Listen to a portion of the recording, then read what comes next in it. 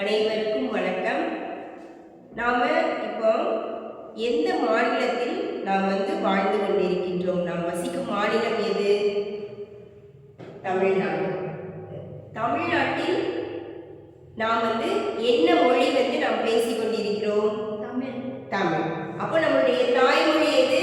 நம்மளுடைய தாய்மொழி தமிழ். அப்போ இந்த தமிழ் அப்படிங்கிற வார்த்தைக்கு நிறைய பொருள் இருக்கிறது. தமிழ் என்ற வார்த்தைக்கு நிறைய பொருள் இருக்கிறது. தெரியுமா உங்களுக்கு தமிழ் என்ற வார்த்தைக்கு என்னென்ன பொருள் இருக்குது? தமிழ் என்ற வார்த்தைக்கு இனிமை, புதுமை, அமுது, இனிமை, புதுமை, அமுது, உயிர், இப்படி என்று பல அர்த்தங்கள் தமிழ் மொழிக்கு இருக்கின்றது. யுனெஸ்கோ என்ற நிறுவனம் தமிழ் ஆராய்ச்சியாளர்களை வைத்து ஒரு ஆய்வு நடத்தினாங்க. என்ன ஆய்வு அப்படின்னு சொன்னா, உலகத்தில் எத்தனை மொழிகள் பேசப்படுகின்றன அப்படிங்கிற ஒரு ஆய்வு நடத்தினாங்க. மொத்தம் 6000 மொழிகள் பேசப்படுவதாக யுனெஸ்கோ நிறுவனம் அறிவிக்கிறது.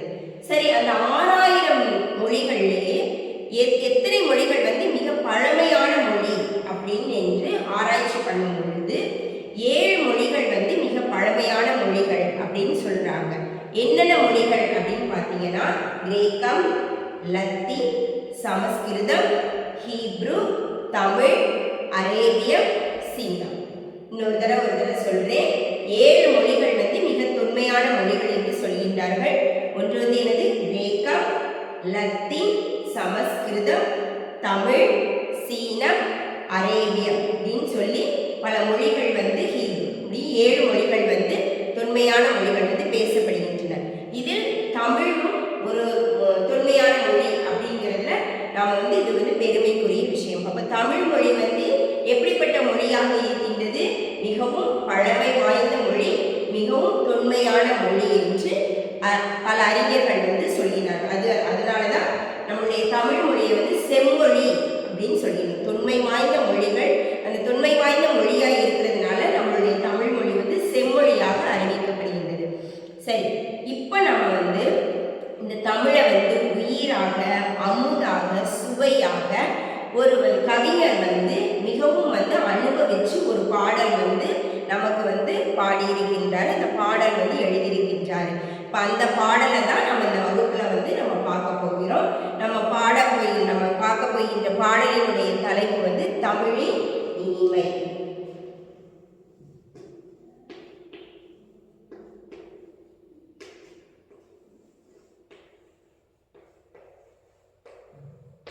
தமிழின் இனிமை. இந்த பாடலினுடைய ஆசிரியர் யார் அப்படின்னு சொன்னா, புரட்சி கவிஞர் பாரதிதாசன்.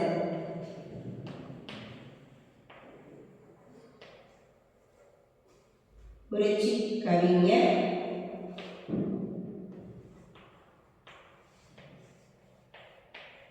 பாரதிதாசன். அப்போ இவருடைய இயற்பெயர் அப்படின்னு நீங்க பாத்தீங்க அப்படின்னா, இவருடைய இயற்பெயர் கனக சுப்புரத்தினம். இவருடைய இயற்பெயர் என்ன அப்படின்னு பாத்தீங்கன்னா, கனக சுப்புரத்தினம். இவர் பாரதியார் மேல அளவு கடந்த ஒரு பாசம் வச்சிருந்தார். அவருடைய பாடல்கள், அவருடைய கவிதைகள், அவர் அது மேல ஈர்ப்பு அவருக்கு அதிகமா இருந்துச்சு. அதனால பாரதியார் மேல உள்ள பாசத்தினால தன்னுடைய பெயரை எப்படி மாத்திக்கிட்டாரு அப்படின்னா, இந்த கனக சுப்புரத்தினம் அப்படிங்கிற பெயரை பாரதிதாசன் அப்படின்ட்டு அவர் தன்னுடைய பெயரை மாத்திக்கிட்டாரு. இப்போ இவருடைய பிறந்த ஊர் அப்படின்னு எது அப்படின்னு பார்த்தீங்கன்னா, பிறந்த ஊர் புதுச்சேரி, அதாவது பாண்டிச்சேரி, புதுச்சேரி. இவர்களுடைய பெற்றோர் யார் அப்படின்னா, கனகசபை லக்குமி அம்மையார். அவருடைய பெற்றோர் பேர் கனகசபை லக்குமி அம்மையார். இவருடைய பிறப்பு அப்படின்னு பார்த்தீங்க அப்படின்னா, 29/4/1891 ஆண்டு இவர் பிறந்தார். இவருடைய இறப்பு 21/4/1964 ஆண்டு இவர் மறைந்தார். இவர் பல நூல்கள் இவர் எழுதியிருக்கிறார்.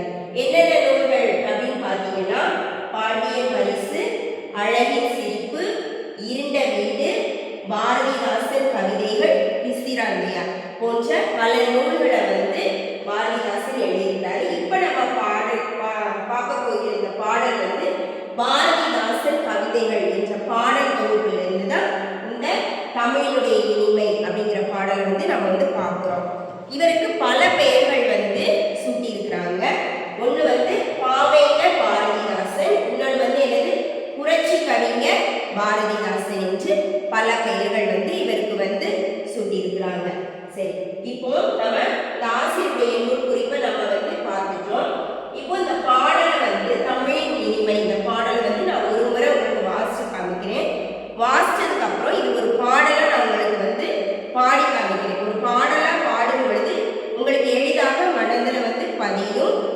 இன்னும் உங்களுக்கு இந்த பாடத்தின் மீது ஆர்வம் அதிகமாக இருக்கும். இந்த பாடலின் மீது ஒரு ஆர்வம் வந்து அதிகமாக இருக்கும். வாசிப்போமா? தமிழின் இனிமை. கனியிடை ஏறிய சுளையும் முச்சல், கழையிடை ஏறிய சாரும், பனிமலர் ஏறிய தேனும் காய்ச்சும், பாகிடை ஏறிய சுவையும், நனிபசு பொழியும் பாலும் தென்னை, நல்கிய குளிரிட நீரும், இனியன என்பேன் எனினும் தமிழை, என்னுயிர் என்பேன் கண்டி. ஆசிரியர் வந்து புரட்சி கவிஞர் பாரதிதாசன். சரி, இப்போ ஒரு பாடலா பாடுவோமா இந்த பாட்டை? தன்னன்னன தன்னன்னன தன்னன்னன தானா, தன்னன்னன தானா, தன்னன்னன தன்னன்னன தன்னன்னன தானா, தன்னன்னன தானா. கண்ணிடை ஏறிய சுளையும் முச்சல், கழையிடை ஏறிய சாரும், கழையிடை ஏறிய சாரும், பனிமலர் ஏறிய தேனும் காய்ச்சும், பாகிடை ஏறிய சுவையும், பாகிடை ஏறிய சுவையும், தன்னன்னன தன்னன்னன தன்னன்னன தானா, தன்னன்னன தானா, தன்னன்னன தன்னன்னன தன்னன்னன தானா, தன்னன்னன தானா. நனிபசு பொழியும் பாலும் தென்னை, நல்கிய குளிரிட நீரும், நல்கிய குளிரிட நீரும், இனியதை என்பேன் எனினும் தமிழை, என்னுயிர் என்பேன் கண்டீர், என்னுயிர் என்பேன் கண்டீர். தன்னன்னன தன்னன்னன தன்னன்னன தானா, தன்னன்னன தானா, தன்னன்னன தன்னன்னன தன்னன்னன தானா, தன்னன்னன தானா. உங்களுக்கு இந்த பாடல் ரொம்ப பிடிச்சிருக்குதா? இந்த பாடல் வந்து இப்படி நம்ம பாடும் பொழுது நமக்கு எளிதா மனதில் பதியும். இந்த பாடலுடைய பொருள் என்ன அப்படின்னு பார்க்கலாமா? கனியிடை ஏறிய சுளையும் முச்சல். கனினா நம்ம என்ன சொல்றோம்? கனினா பழம். கனினா என்ன அர்த்தம்? பழம்.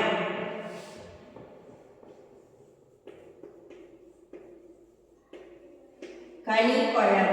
முச்சல் அப்படின்னா முதிர்ச்சி அடைந்த. இப்போ வந்து ஒரு பழம் வந்து பிஞ்சா இருந்ததுன்னா அது நமக்கு சாப்பிடும் போது சுவை கொடுக்காது. அது ஒரு ஒரு முதிர்ந்த ஒரு அளவு வந்ததுக்கு அப்புறம் தான் அதுக்கு வந்து நமக்கு சுவை கொடுக்கும். அதான் கனியிலே ஏறிய சுளையும். இப்போ பலாப்பழம் நீங்க பார்த்துருக்கீங்க, அந்த பலாப்பழத்தில் சுளைகள் வந்து அதிகமா இருக்கும். அப்போ கனியிலே ஏறிய சுளையும் முச்சல், கழையிலே ஏறிய சாறு. அதாவது கரும்பு. களை அப்படின்னு சொன்னீங்கன்னா களை என்றால் கரும்பு. களை என்றால் என்ன? கரும்பு. அந்த கரும்பு வந்து முத்திய கரும்பா இருந்தாதான் அது வந்து எப்படி இருக்குமா? நல்ல சுவையா இருக்குமா? முச்சல் கழையில ஏறிய சாறு. அதான் அது முத்தின கரும்புனா சாறு வந்து எப்படி இருக்கும்? அதிகமா இருக்கும். பனிமலர் ஏறிய தேனும் காய்ச்சும். மலர்ல வந்து எப்படி இருக்குன்னா, இப்போ வந்து வண்ணத்து பூச்சிகள்ல நிறைய உட்கார்ந்துருக்கும். எதனால போய் உட்காருது? அந்த பூவுல வந்து எப்படி இருக்குன்னா தேன்கள் வந்து நிறைய இருக்கும்.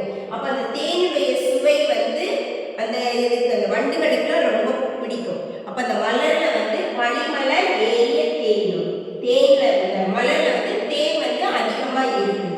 காய்ச்சும் பாகிடை ஏறிய சுவை. இப்போ நம்ம வீட்டுல வந்து வெல்லம் இருக்குல்ல, அந்த வெல்லத்தை வந்து பாகுனா காய்ச்சிய வெல்லம். அதாவது வெல்லத்தை வந்து காய்ச்சும் பொழுது எப்படின்னா அதான் என்னன்னு சொல்லுவாங்கன்னா பாகு அப்படின்னு சொல்லுவாங்க. அப்போ பாகிடை ஏறிய சுவையும், நனி பசு பொழியும் பாலும். நனி அப்படின்னா சிறந்த. நனி அப்படின்னா என்னது? சிறந்த. சிறந்த அந்த பசு கொடுக்கின்ற பாலும் தென்னை நல்கிய குளிரிட நீரும். தென்னை மரத்துல நமக்கு என்ன கிடைக்குது? இளநீர் கிடைக்குது. அப்போ அந்த தென்னை நல்கியனா வழங்கிய, நல்கிய அப்படின்னா வழங்கிய. அப்ப அந்த தென்னை கொடுக்கிற அந்த குளிர்ந்த அந்த இளநீரும் இனியன என்று ரொம்ப சுவையா இருக்கும். எது சுவையா இருக்குது?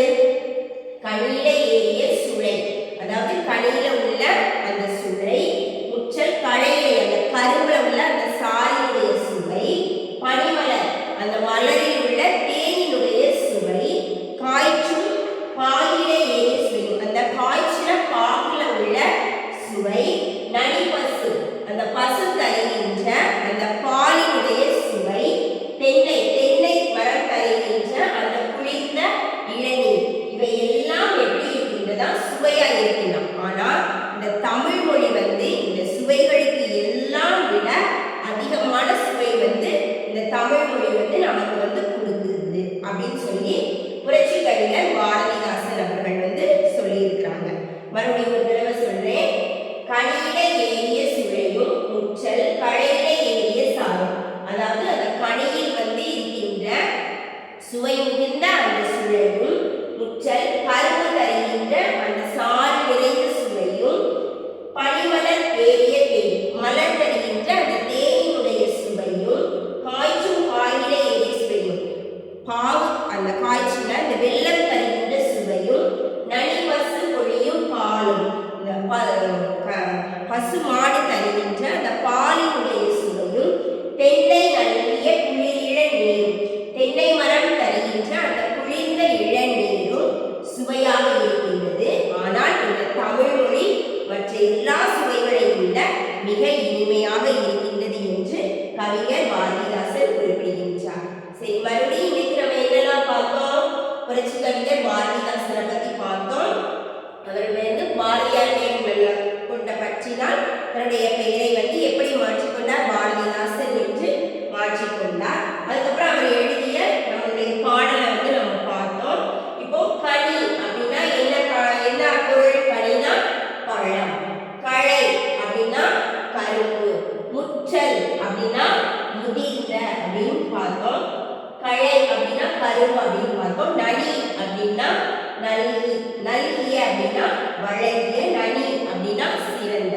இப்போ இந்த பாடலினுடைய பொருள் நம்ம பார்த்தோம். நீங்க நாளைக்கு வரும் பொழுது இந்த பாடலை ஒரு தடவை நீங்க மனப்பாடமா படித்துவிட்டு நீங்க வாங்க. நன்றி.